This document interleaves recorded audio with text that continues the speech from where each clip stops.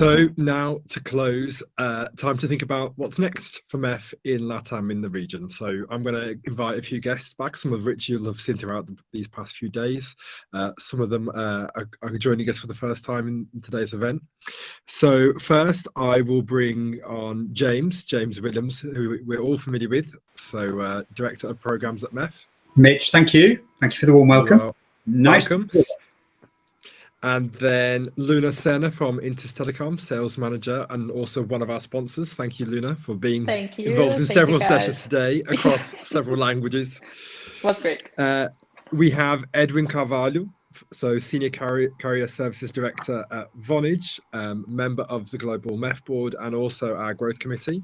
Hi, Edwin. For the invite, great to be here. Good to see you.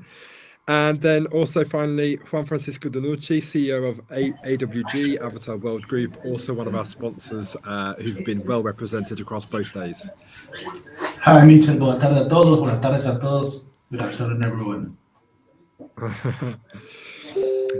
So basically what I wanted to speak to you guys about is kind of reflecting on this format, this virtual format, and also about LATAM and also MEF in LATAM finally. So I thought maybe a good place for us to start would be to think about the actual event side of things. So I thought maybe, James, you could share with us your experiences of kind of how we've kind of dealt with keeping our member community alive since you've joined MEF, because you joined MEF in a virtual mode, right? Which I imagine was different to how you had thought it would be.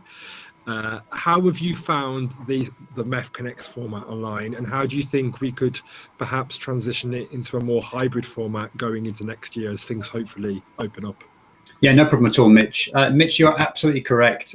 First of all, last year, I never expected to be part of MEF, but I'm here and I'm absolutely, truly enjoying it as Director of Programs. So as Director of Programs, I'm looking after the future of messaging piece and also the direct carrier billing for growth, so the mobile payments piece. Both areas which have been really well represented in terms of session panels, discussions and insight the past 2 days. Now, I've known of MEF from the beginning 20 years ago. And indeed, at that time, 20 years ago, I was working for one of the 5 founding companies of what was then the Mobile Entertainment Forum. And then about 5 or 6 years ago, MEF rebranded to the Mobile Ecosystem Forum. And today we've got 140 members from all around the world covering our main 6 product areas. Now, we are not an events company. That's something I know our CEO, Dario, is at pains to say, and I'm at pains to say as well. It's strange because we have so many of these events, but our essence of being is not to create these events. It's just that our members want opportunities to interact. And this is what our events are for. So we have our mainline brand of events, which is here, MEF Connects. We then have a whole series of webinars across the year. Many of you will be very familiar with those. We have about 40 of those a year as well. And we have other types of events as well, but it's mainly MEF Connects and the webinars. But what we're looking to do, and it's been discussed for quite a long time, but we're looking to implement is something called MEF Meetups, which are somewhere between the two. So ideally, face-to-face meetings, but smaller, not necessarily big, full day, 1 day, 2 day, 3 day events, but smaller. And that's really based upon what our members are demanding. So we're fulfilling the requirement of members. So Mitch, you yourself before were a board member. We've got Edwin, who's a board member as well. And that's exactly what we're doing. We're delivering what our members are asking for. Yeah, and I think you touched on a really good point there, James, which is that, you know, events serve a purpose, and that purpose is to serve a community, right, and to build a community. Correct. And I think maybe now's a good time to bring in Luna, in the sense that, you know, Intis are a good example of a company who are kind of based in Europe, are well, you know, strengths in Europe, and are looking to do more in Latin America. And actually, sometimes virtual events can be very helpful. So obviously, you're in London right now, but yet, you know, you've been a big part of this event today, and you'll have reached a new network of people that perhaps you wouldn't have met beforehand. So, I mean, Luna, what's your opinion on this kind of balance between, both online and in-person events? Oh wow! I wish like James, you have been there 20 years ago, right? I was there in December, but I would definitely be happy to go back there. But yeah, it's not that easy. It's like 12 hours and then to organize everything. But for MEF, this is unbelievable. This is really nice, exposing and connecting with the companies, discussing how to deal with the next technology. It's really important. It's really amazing. And we, Intis, we are looking to go more there. Not only Brazil, but yeah, the whole LATAM. It's a huge market. And actually, what I found really important about MEF, it's also the reports. It's not only meetings, it's the data that we get from here. We can analyze all the information that, okay, look at this market, look at this opportunity. It's amazing. But then we need to know that language. Okay, yeah, I was speaking Portuguese, so my brain's a little bit still like, yeah, going back. And we need to know culturally how to deal with them, right? So this mix in this 2 days event was amazing. It's hybrid because even now, okay, it's online. We're here in the UK, me and James in the UK, but they are different cities. People there, Edwin is in Portugal and Juan is in Mexico, I guess. I don't know. But yeah, it's really important and it's been amazing. So thank you. Great. Well, I think you touched upon something really important there, which is it's not only kind of an in-person or virtual issue, it's also a language issue. So we're working across languages. And I mean, I think one of the things we try to do when building this event, and actually with the audience here, it would be great to get your feedback who's listening, is try to accommodate the various audiences, right? Because like I said, we've got companies like Intis who are looking to get started in Latin America. We have companies like AWG who are based in Latin America looking outwards to the world. And we have people in the middle like Vonage who already have a history in Latin America. So, I mean, Edwin, you're part of the growth committee. How do you, because I mean, now that we're thinking of kind of opening up in next year, and we're already thinking about what could the next MEF Connects look like. How do you think, I mean, I know you've got experience of also traveling to meet operators around the world. So you kind of know what that experience is like and how much cost and time is involved. How do you think we as MEF could reach this Latin American audience? Because our team is based here in Brazil, but we still definitely want to develop the Latin American element too. That's a great question, and I think we are delivering what our members asked for. I think this program today, or this event today and yesterday, was a huge success. We're providing a lot of value by opening up a forum for people to discuss, to exchange ideas. We're tackling some of the biggest challenges and problems in the market, and we're all learning. I learned today that smishing in Brazil is a huge problem, and us as MEF and as an organisation that also helps the ecosystem come together and tackle some of these issues are helping or can help by a number of initiatives like the Code of Conduct or the broad Gender ID Protection Register. Now, how can we address the issues that you said about being hybrid or in person and travelling? There's no right answer, I feel. Each region is a little bit different, and actually here we're discussing LATAM, and in LATAM the person-to-person, the face-to-face interaction is exceptionally important. So this hybrid model of in-person events and also virtual events might cater to everybody, and I think that probably is the best way to go and move forward. Yeah, I mean, one thing we've talked about in the past is about not just translating what we do globally to a local audience, right? So I think that's why what James has mentioned about meetups in Latin America particularly is very relevant, because relationships are so important here and they're crucial to building our member community. And Juan Francisco, to hear from you, as a company born and bred in LATAM, what kind of areas do you think that MEF could do more in? So obviously we have already big strengths, for instance, in business messaging, but do you see any kind of specific opportunities for perhaps projects or ways in which MEF could support new members here in Latin America? Of course. Okay. Let's see. Maybe the question is, what is the value of MEF for a member in Latin America? Okay. And then we have two kind of members, the members that are willing to maybe do business across the ocean and those that are trying to grow their business in Latin America. Okay, for them trying to do their business across the ocean is great. Events such as MEF Connect to explain our region, because Latin America are 46 countries, 40 different currencies, 3 main languages, but really Spanish is the main speaking language. We have Portuguese in only one country, English in a couple of Caribbean islands. Then we have not a single regulation, but we have one per country, and we have more than 20 mobile operators acting. So that's great for the European companies looking Latin America, and that's what MEF with MEF Connect LATAM or any kind of event we should show. That's the show. The thing is, how do we reach the Latin American partner that are not trying to make business abroad? Okay, that is really growing their business in Latin America, such as Recarga Pay, that they have their business only in Brazil, and maybe they want to grow in Latin America, or they want to be part of MEF. So I believe that apart from our events, we could join different chambers in Latin America, such as MMA, talking about advertising, such as local chambers to talk about gaming. MEF, what really is that, to me, MEF is the natural meeting point of the industry. So our industry in LATAM, we want to have that meeting point. I believe that when possible, presence is very important.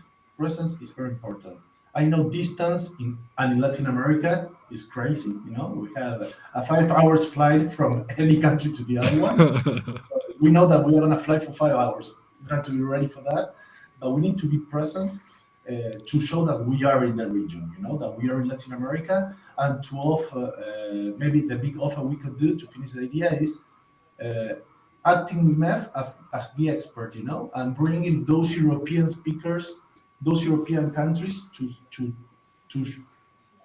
show the Latin American companies their experiences, their learnings, their failures, and that's really real value with public policy, for example, for the Latin American members.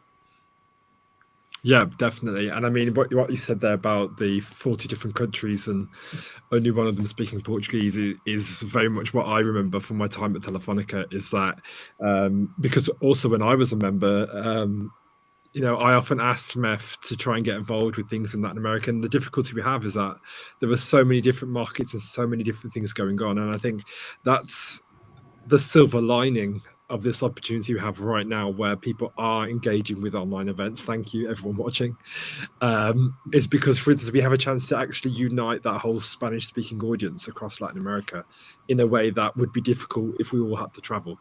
So that's why I think this is kind of what's going to be challenging for us going forward, is that in Brazil it will be fairly easy for us as a team to go back to kind of face-to-face events. However, with Latin America, it could still be a challenge to get this many people reunited in one place as easily as we have. So, but that's Excuse me, can I add something here? Of course. Right now I'm talking from our office in Argentina, and we work in Brazil. Part of our team is in Brazil. We love Brazil, and we know, as James said today, Brazil is 30% of the market, probably. Okay, but Sao Paulo, Rio is not the capital city of Latin America. You know what I mean? Totally. So, but Brazil is huge, but it's like saying that if we want to go to Europe, we need to make business in Germany, I don't know, or France. You know, we need to really it's easy to learn, but we need to try to start unlearning some things we've been listening and knowing about business that Brazil, and we have a great opportunity in Latin America, Central America, South America. We have Colombia, we have Mexico, we have Chile. We have so many, not only beautiful countries, but growing countries with growing population, growing economics, high adoption of fiber to the home, with a lot of course, 100% penetration of mobile devices, and looking at a market that is looking and willing for high-end products, for solutions, for fintech, all kinds of solutions. So we need to try to start thinking about America as a whole. And while you're here, let's take this opportunity. What are you most excited about in terms of Latin America? Where do you believe there's the most exciting opportunities to be had? Meaning countries or meaning business opportunities? Business opportunities, or both, from an AWG perspective. Well, we have so much to still build in Latin America. For example, direct carrier billing, we don't have common regulations between countries because we don't have an European community, or maybe we don't have so tight bonds between countries, okay? And we have a lot of work to do on that side of the business. With OTTs distribution capillarity in Latin America, actually, yes, we have Netflix, we have Spotify, we don't have the other ones, okay? We don't have them. It's just for a little segment of the population that uses a credit card to pay in dollars, that's a really little percentage of the population. So we have like an open door for OTTs for growing, still growing SMS, bulk business, many operators, new operators growing in each country. We have an operator such as Juan, that is a new operator in Chile, growing in Chile, now in Colombia, doing great business. And it's another operators you don't know in the other regions. Here we have Tigo, Millicom, maybe you have Millicom in Africa. We have America Mobile with no footprint outside Latin America. We have Digital with the Caribbean. We have public companies such as Antel in Uruguay, Is in Costa Rica, that are fertile companies who are to grow, to do business, and not just that, to grow as an industry. We have the opportunity to grow as an industry. And that to me is like, well, for an entrepreneur such as me, it's like, that's a dream, coming true. Good. Well, it looks like we've got plenty of work to do at MEF as well then. That's a good news for all of us. And maybe again for James and Edwin as kind of part of the MEF team as well, thinking about the lines of what can we perhaps not change in Latin America, but how can we complement what we do globally? So, like I said, we have strengths globally. Where do you see any areas which you think, based on what we've seen from Latin America over the past 2 days, where actually we have opportunities to dig a bit deeper and explore further? I actually saw 2 trends in the last few days that actually seemed interesting to me from a MEF perspective. One of them I actually just touched upon a few minutes ago. So phishing and spam are a huge issue in these markets, and MEF has a lot of experience as an ecosystem helping reduce phishing and spam in numerous markets. In the UK, we put the Sender ID protection registry, and we're launching that in a few other markets. We have the fraud code of conduct, and I think these are initiatives that can really help the Latin American market. The second initiative, or the second area where we can help grow and improve the mobile ecosystem in LATAM, is around new technologies. One interesting aspect that I see in the Latin American market is that there are 2 very large operator groups, like we don't see in many other regions. So there's the America Mobile group and there's the Movistar group, or Telefonica group, and that means new technology can be rolled out in a very coordinated way across different markets. So if you think of RCS, well, in Europe, it's a battle in each market to actually have a full deployment with many different operators, and some belong to a group, some belong to another group, and some don't belong to any group. In Latin America, that is still a challenge because there are small local operators, and Juan mentioned one in Chile, for example. But there are 2 very large groups that can help innovate, and we can share our experience, our knowledge, and bring the ecosystem together to actually improve the user experience. So those are 2 areas that I see that we can help. And for myself, Mitch, the number one reason and essence of being why we are here at MEF is to be a forum to grow our members' businesses. And it's not us, MEF employees or MEF advisors, doing that. It's giving opportunities and a forum for MEF members to get together and do that, to grow their businesses for their market presence, and very, very importantly, and I'm seeing that from a very, very recent big influx of members, which is great news for MEF, hitting approximately 140 now. It's the brand presence element. It goes back to what Juan said, people wanting to do business outside of their home countries. So Intis is the perfect example here. very, very strong in the home country of Russia, Central Eastern Europe, started off here in the UK and looking further afield at Latin America. It's a perfect example of this. It's about sharing those experiences. We give the forum for that, but how you go about doing that has to be changed. So we came from a place where we were an events company. That's what we were about. And now, 20 years later, we're something very different. I hate to use phrases like digital transformation. I hate even to use one of my most hated phrases is thought leadership. I really hate it. But actually, guess what we are? The combined knowledge of our members provides great thought leadership, and it doesn't matter the size. The key differentiator, and yes, if it's a sales pitch, it's a sales pitch. It doesn't matter whether you are a Vonage of the world, a Telefonica of the world, an Orange, or you are an individual, let's say an individual consultant in the mobile industry and are a full member of MEF. All of you have the same platform and the same opportunities. So MEF is about providing the opportunities, but Latin America is very different. This whole personal element and the relationship side of things is very different, for example, from the UK or Germany or countries specifically like Norway in particular, I know. It's very, very different. So we have to find this nice middle ground of meeting face to face and having this hybrid situation. And my final remark, I apologize if I'm going on a bit, but one thing that I've noticed is that when it comes to panel discussions and particularly questions and answers, you find far more people actually get engaged here in the virtual world than in person, because you have so many people who are actually introverted. And if you look at the largest companies in the world, people who've created the value from nothing, what's the one thing all these people have in common? So Elon Musk, Jeff Bezos, Bill Gates, they're all introverts, all of them, and they've had to come out of their shell a bit and to really, really push their brand and their products. And online allows you to do that without the fear of being up in front of a room of 1,000 people. So I actually think going forward, no matter how sociable a country is or how much face-to-face is important, this hybrid element will remain forever. It's just how much is the question. Balance in countries. Yeah, great. Thank you, James. I think that's actually quite a nice note to end on. But before we do have a question that's come in. So a bit of a general question to wrap up about SMS. What will be your opinion for the future of SMS in the next months as LATAM continues to go through these market changes that we've discussed?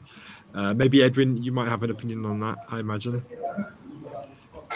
Well, to be honest, I think Pablo knows my opinion since he's part of my team. But oh well, there you go. Thank you, Pablo, for asking a question. I can give my opinion if you'd like. Go ahead, Mitch. Yeah, well, I think so. One thing we knew coming into this event is that SMS has been very resilient throughout the pandemic, so that's a good news. So, although I personally witnessed volumes dip at the beginning as everyone kind of panicked a bit about what to do with budget, it's obviously recovered and it seems to still be on a growth trajectory, so that's good news. What I discovered here in both of our analyst sessions, which really surprised me, is that actually it seems like there's still a lot of room to grow, like a lot more than I'd imagined. That was a really clear message that came out, and perhaps is more to do about actual small and medium businesses taking advantage, understanding how they can take advantage of SMS in everyday business, especially now that so many businesses have been forced to become digital, which was something that came up in the LGBT session. That was something that came up in Phil Todd's session this morning, talking about how people who are unbanked are now banked. So hopefully, perhaps we could see a new wave of businesses understanding how to contact their customers via digital means. So I think the outlook is optimistic, Pablo. I hope that was a satisfying answer. No problem. Just one final thing. Just putting some sessions together, all together, that SMS phishing session, Luanna, which you moderated, the fact that we didn't know really before we started planning that session that SMS phishing was the worst in Brazil. Worse in Brazil. When we had Andy Jones and Mitch, you and I were on that, with Andy, facts about the messaging market in Latin America. And the fact that Latin America, whilst it has about 7% of the global population, it only has, if my memory serves me correctly, it was 3.78 or something like that, 3.78% of global A2P SMS revenue. So there's a big disconnect there already. And we're hearing about the fraud side of things. Edwin mentioned the business SMS code of conduct, the SMS sender ID register, all these great things. So there's a ton of work to be done by mobile operators, aggregators, stakeholders across Latin America, and of course Brazil as well, to get these things in check. And only then can we have a hope of truly growing SMS and indeed other mobile engagement channels the way they should be. Great. Just one more thing around the future of SMS in the region.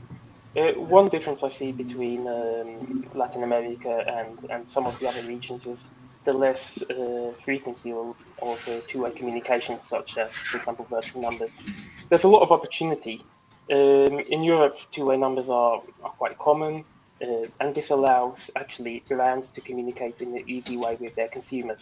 So they can send out a survey, they can send out, you can have like an auto shop or a barber sending out a message to their customers the day before and saying, "Oh, are you actually coming? Yes or no? Please answer."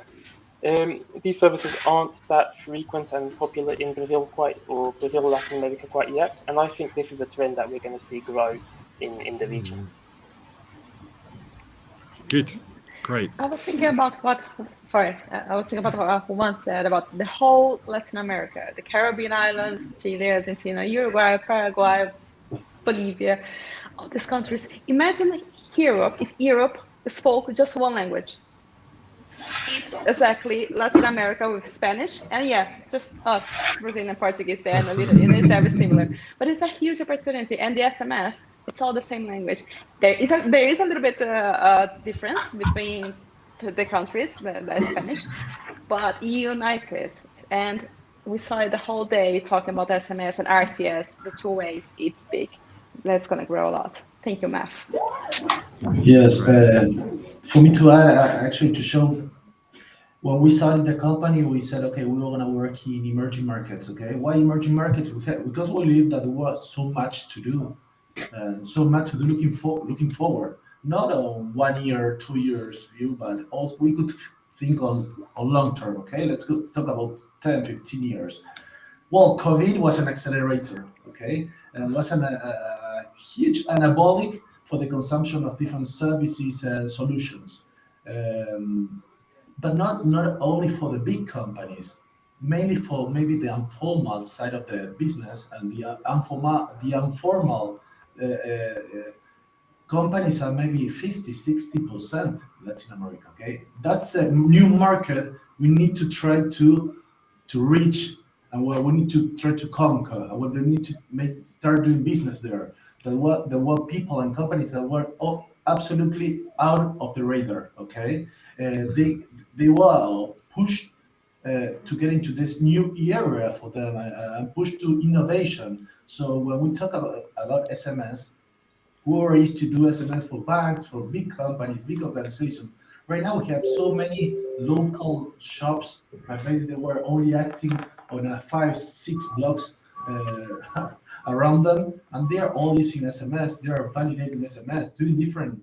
They learned that they had to put the consumer on the center of the talking. They need to be consumer centric. So SMS, it only had the opportunity to grow in this region. Maybe in the next 5, 6, 7 months, we will have different policies, and we can have different changes from operators. Come on, it's Latin America, 40 countries. Each one they have devaluations, civil issues. They have economic, super deep problems. So SMS is not a priority for them. You know what I mean? But when we see the future, I'm totally sure that Latin America is a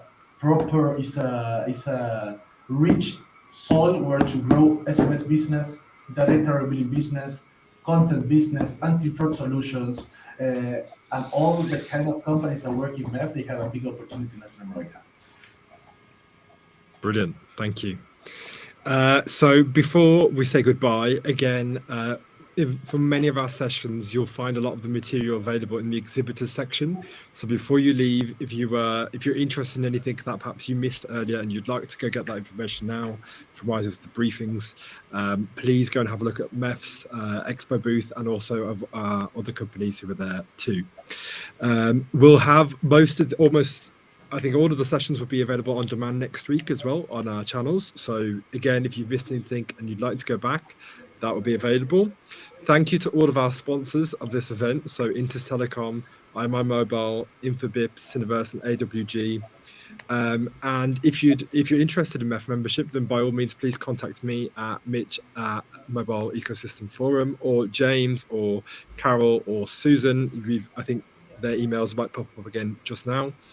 And James, when is the next MEF Connects event for anyone that's interested? No problem. The next MEF Connects event is MEF Connects Wholesale online, September the 27th and 28th. And then following that, hopefully MEF Connects Omnichannel at the back end of the year. We're thinking November the 30th and December the 1st as our first proper physical hybrid event of the year based out of London, but stay tuned, that's not confirmed yet. But Mitch, I've got one more thing to say, and that is thank you very much to you, to Carol, to Susan, to Jonathan Vincent, our recent joiner at MEF, so welcome Jonathan as well, to Eva and Sam Hill, all of you who've put together, from my perspective, I would say an absolutely fantastic 2 days program. And just to add my thanks to those from Mitch, thank you Juan for your sponsorship, thank you Luanna, Andre, Natalia from Intis, and the whole team IMI Mobile and Infobip and Cineverse. So thank you again. Brilliant. Well, thank you all for being involved. Thank you for being here. Thank you for your time. And we'll see each other again soon. Who knows, in person at some point. That would be amazing. Thank you. Bye. And Bye, please, everyone. by all means, everyone, Bye. please send feedback Thank you, as well. guys. We really appreciate it. Thank you. Absolutely. That's amazing. Bye. Ciao.